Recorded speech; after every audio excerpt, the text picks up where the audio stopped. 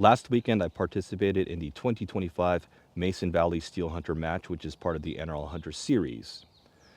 I shot that match last year, shot it again this year. Last year's when I first started shooting NRL Hunter. And being in Southern California and that this venue is in the San Diego County area, it makes sense for me to attend this match. I do have footage and coverage of that match in Range Vlog episode 300. So if you're interested in seeing the conditions and the stages in actual video, definitely go check that out. I'll put a link to that video in this video's description. That being said, this is my after action report. Had a few days to think about the match a little bit in my head, and then decided to record a video just talking about my thoughts of the match for everyone else to just kind of understand, learn from me as far as my participation in that match, as far as well my gear, like my techniques and my tactics in my head, like what I can do to improve upon my performance in that match, which wasn't that great. Anyway, let's go ahead and dive right into the match. And I have notes here. And first of all, the Mason Valley Steel Hunter match is located in Mason Valley or Julian, that area, which is kind of west of Anza Borrego. It's, if you're familiar with that area, if you're into off-roading, the Anza Borrego is pretty popular. That being said, that area is known for pretty extreme weather. And Mason Valley Steel Hunter has been known to be difficult due to weather conditions or part of weather conditions. So last year we had rain. The years prior they had rain. This year we had no rain. However, we had high winds. So we had about 25-mile-an-hour max on day 1, 35 on day 2, roughly. But I would say it's consistently between 15 and 20, kind of on both days. And it wasn't even full value depending on the direction of fire. That being said, I felt like the weather factored in as far as comfort. I don't think it factored in my ability to, my trajectory of my shots. I could call the wind, generally speaking, when I could find targets, but we'll get into that in a moment. I think the difficulty of the high wind is just blowing the opposition because we were shooting off of non-prone positions quite often. So it's blowing off target if you're shooting off a tripod, shooting off a rock, single point of support, that type of thing, you were getting blown around by the wind. So the weather conditions at Mesa Valley definitely wasn't fun this year. And I will say with this Mesa Valley Steel Hunter match, the targets were not easy to find. At the beginning of the match, the MD match director said that his feedback from ROs were that targets are findable. Targets are findable and positions are challenging yet fun, so I hope you all have a good time. I guess these are good ROs, or these are experienced people. So I don't think I'm that experienced, right? This is my 4th match, NRL Hunter match. I got an idea how, it works. However, I didn't find targets easy to find. None of the 4 target stages, I found all 4 targets. Some of the 2 target stages, I didn't find the second target. The 1 target stages, amazingly enough, it took me a long time to find some of those single target stages. Due in part to the placards were not very large. They were not easy to pick out. And because there's target boards that mark the first target, right? They tell you it's a board with letter A, alpha, or number 22. You go look for that, you'll find that, and that indicates where your first target is, like that placard. Generally speaking, you should be able to just find that placard and then find your target. However, this one, I was just trying to find the target at that point because I couldn't find the placard most of the time. I'm looking in the field of view, and I'm like in my shutting area or my cone of engagement, I guess you call it that. Couldn't find that target and that placard. I think all in 1 target stages I found them, but it's just that target board was just very small. And oftentimes the target boards were off of the target, like way off of the first target. I think it was 1 stage 20, where I saw that a target immediately. It was plain as day. I could see it with my naked eye, walking into my sighting position. But I couldn't find the placard next to it. So I said, okay, that must be target 2, 3, or 4. And so the whole time I spent trying to find below it because it was a near to far. So it was an uphill. And I was trying to find that target. And I said, I got to shoot something because, I'm going to time out because it's already been 2.5 minutes. And I get down in position, which I couldn't even get a good position due to the way that stage was designed, stage 20, because you're shooting through a porthole, but you couldn't set next to the board. Like there was a cactus right in front of it, so you couldn't even get onto it. So you're basically sitting with a tripod to shoot through a porthole to shoot at a target 250 yards away. Anyway, that being said, come to find out that that target I saw was target 1. And then the target board was, I heard like 18 mils or something, 15 mils away to the left, someone told me. That was really extreme. And with a 10x mag binocular, I didn't even see it in my field of view. So those types of things really threw me off. And I just felt the targets were not friendly. I would say that, as far as just being able to locate. This is like the third item, but I have number 2 here. Positions were tall. So the first stage I ever shot was on a slope, like it was a downhill slope, loose dirt, and I used a tripod to get a, sat down, got on my tripod, sat down, and I was kind of sliding off, but trying to find targets, right? And then I'm thinking, okay, great, I'm gonna have to, let me do skypod triple pull. So I did that, but that one I couldn't find the second target, so I almost, I was running out of time, so I got to engage something here. So I spent a lot of time just getting my position correct with a skypod triple pull pulled out, and so that was dumb. Should have just went tripod in general, because I was already on this. My sighting position was also my shooting position for that first engagement. I should have just went straight to tripod. Tripod, take my binos off, just shot tripod. It was a close target engagement, so there's no real reason to try triple pull. So that's one example. There's another example where I got into a sighting position, found the target. I knew that I had to be tall, but even then, my tripod maxed out. This is the TVC 22i. I don't remember what the max height is, but it's not very tall. Like if you're 5'8" in like, or taller, you're not gonna be able to shoot this standing very comfortably. I can make it work. I'm only 5'4", and I can make this work with a ball head. Not a big deal. But that being said, I had to max out my tripod legs just to get an angle on that first target in that stage, because at a certain height, you had to be above this brush line from the target position to even see the target. And so that was an example of, like, you got to be tall, right? It was favored taller people, because you got to be over a certain height to get to that, see that target.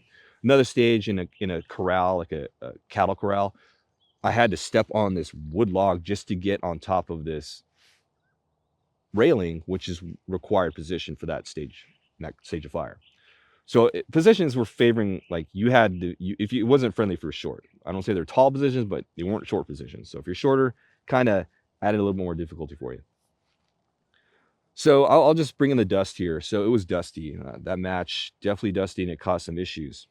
A lot of people were having problems with their bolts, gritty, and I will say that I had a problem with my trigger, and I guess I'll just discuss it now. One of the stages, it was a mover stage. Engaged the target. I closed the bolt. I felt the sand in there. Pulled off a shot. Missed. Re-engage. Popped the bolt back. Tried to feed around, and it felt kind of weird. Like, that feels weird. And I closed the bolt. And I'm pulling the trigger, and it's not falling. I'm like, what the heck? My safety's off. I saw that the firing pin was back, because you can tell on these guns, on a Remington 700 style action, that the firing pin, you can see it above the bolt shroud's flat. And my gun is unloaded. I'll just go ahead and show you. Dry fire here, that indicates that this gun is, the firing pin's down. And actually, you can't even see it on video, but I'll show it to you here, that the firing pin is down, and you can tell here that the firing pin is cocked back. So the firing pin was cocked back, but the trigger was not, like, firing pin was not falling. Don't know why.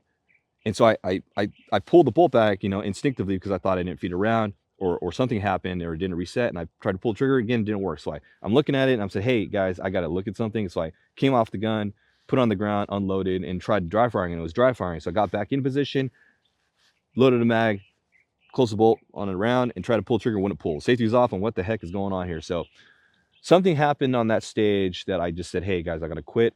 So I went and tried to kind of blow it out with air, because I had a bulb blower.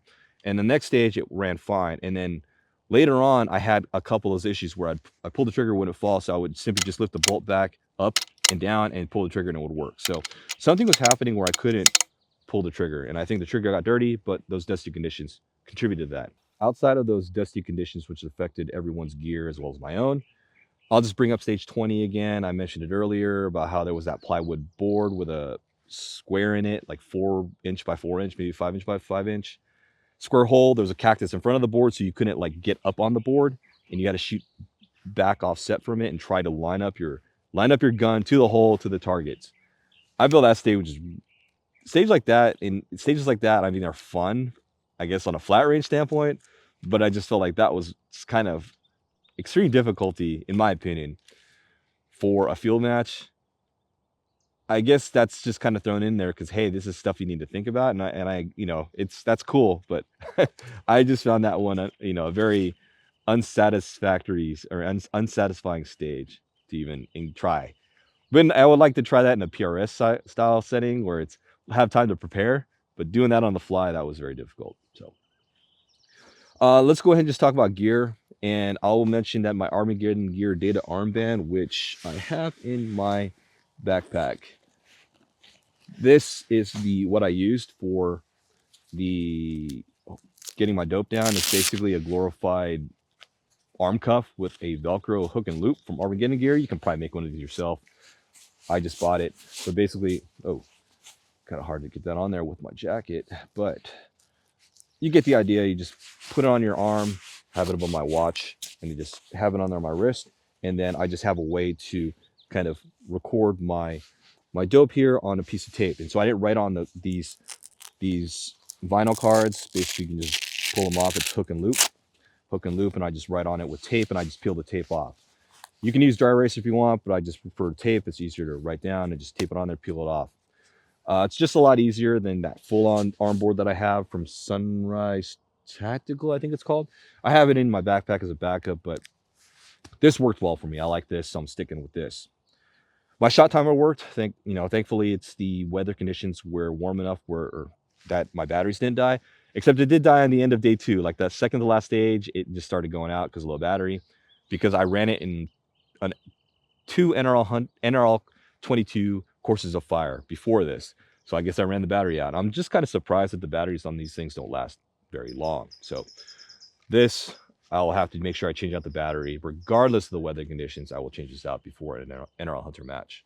Vector X's ran well. A lot of people have reached out to me on YouTube and Instagram asking me, hey, how are your Vector X's performing after that match? Performing great. No issues. People are asking, is the non-illuminated reticle a problem when trying to glass in range dim targets?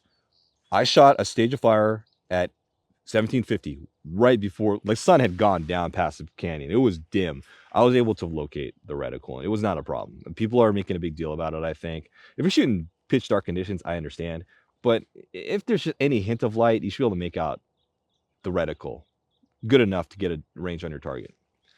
There was only one time I didn't get a good range, and it was actually that dim stage, but not because it was dark. It was because there was a target, and from that setting position, it was 700 roughly actual, but I was hitting it at 5.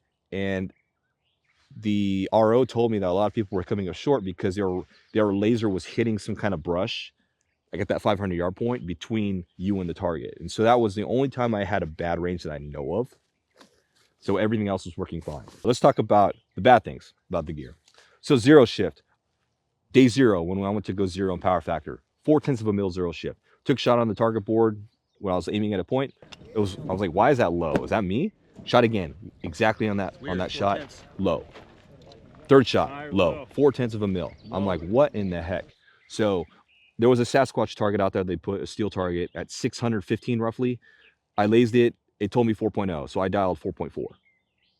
Took a shot and hit it straight on, like full on dead center, up and down, left to right in the dead center of that Sasquatch. I'm like, okay, I guess we have a 0.4 of a mil zero shift. So I adjusted, shot on the board, we're all fine, zeroed up. So I left that on, and I shot the match with no elevation issues that I know of that weren't caused by me just yanking down on the gun or something, or causing my gun to shoot high.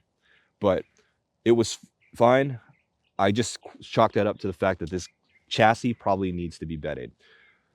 I have a CRBN or the MDT carbon coming in. Well, it's in. I'm going to go get it from one of our NRL 22 competitors. He has a side business, and he got the carbons in from MDT because he's an MDT dealer.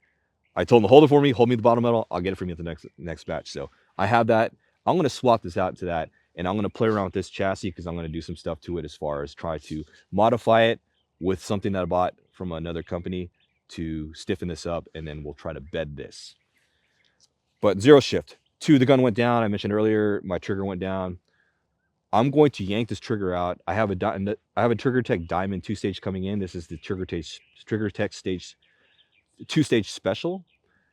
I'm going to swap that out. I'm going to clean this out, and I'm probably just going to have to send it in to Trigger Tech and have them look at it and make sure there's nothing wrong with it.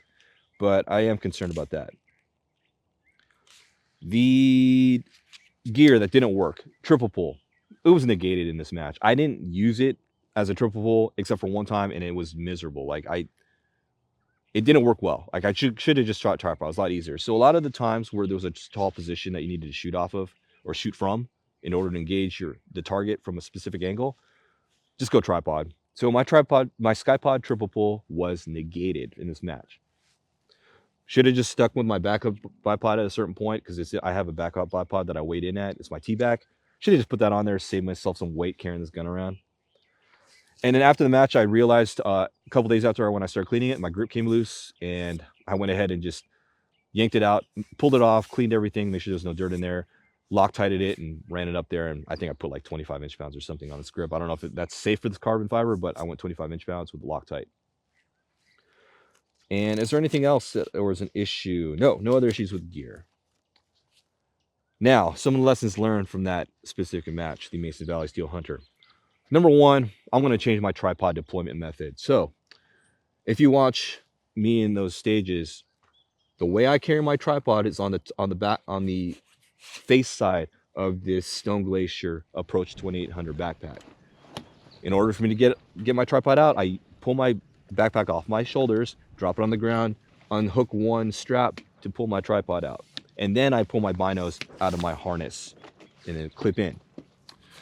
Number one, someone told me, why don't you just clip in while you have the just keep your binos clipped in before the stage.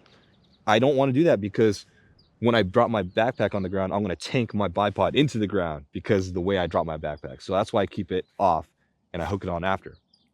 However, what I'm going to do is I'm going to run the OBI link. So I have an OBI link on this strap right here on the backpack strap. So the OBI is that mechanism by which you can attach devices, your rifle and whatnot, which I have here on the side of this gun, where you can put this OBI, put that post into the receiver end, and that just hooks in there and it holds and you can just pull it out. Just a quick release type saddle type deal. What I'm going to do, instead of putting my rifle on my shoulder, I'm just going to put my tripod right here and carry my rifle, which is what I'm doing anyway when I'm carrying my rifle up to the stage before the start of time. So what I'm going to do is have my tripod here, so instead I can just put my gun down, just pull my tripod off my strap, get in position and still have my backpack on. And then not only that, I can keep my bino clipped onto the tripod safely because I know I'm not going to drop my backpack down. I'm just going to pull the tripod up, put it down, my bino's going to be right there. So that's going to save me a lot of more time. I think that's what huge thing with me.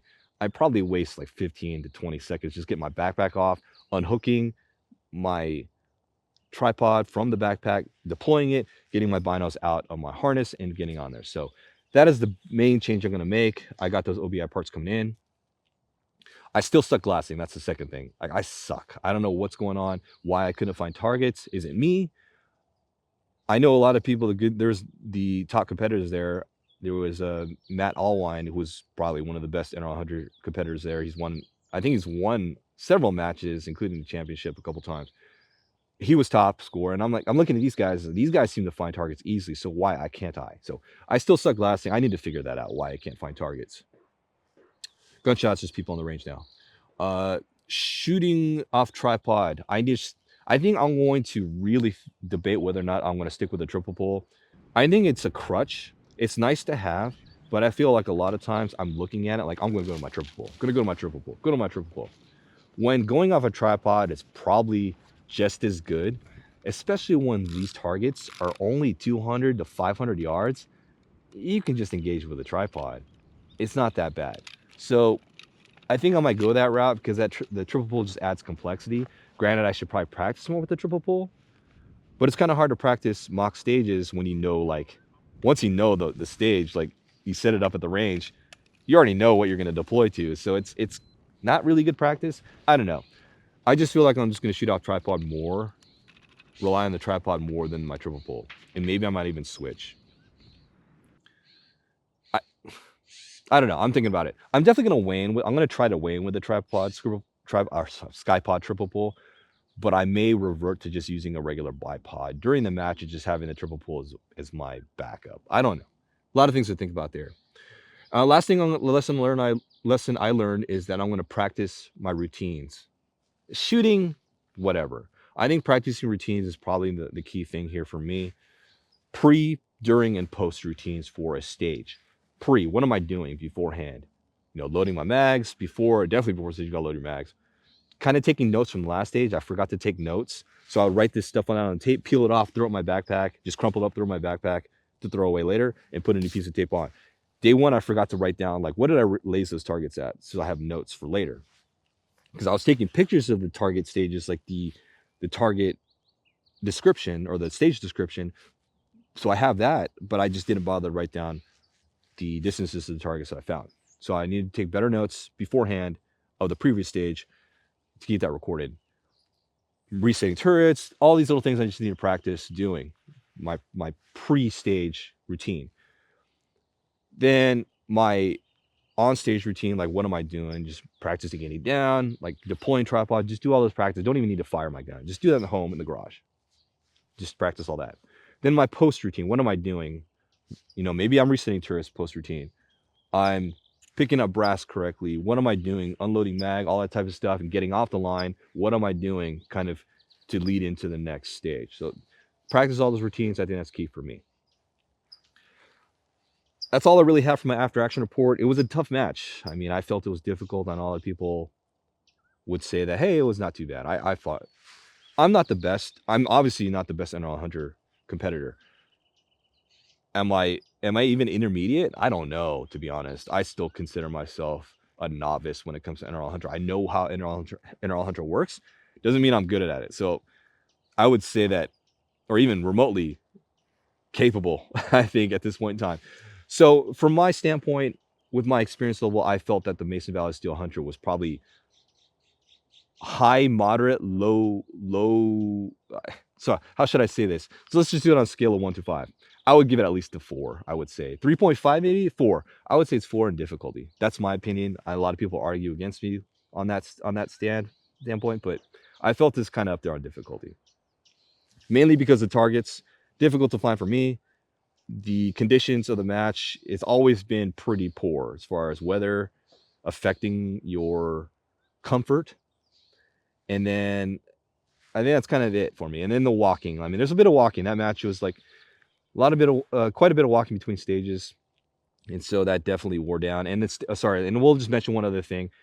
Those days ran long. So unfortunately, instead of running all 20 stages at once, where we were all spread out, they had to run 12 stages on day one only. So our squads were larger, took more time between stages.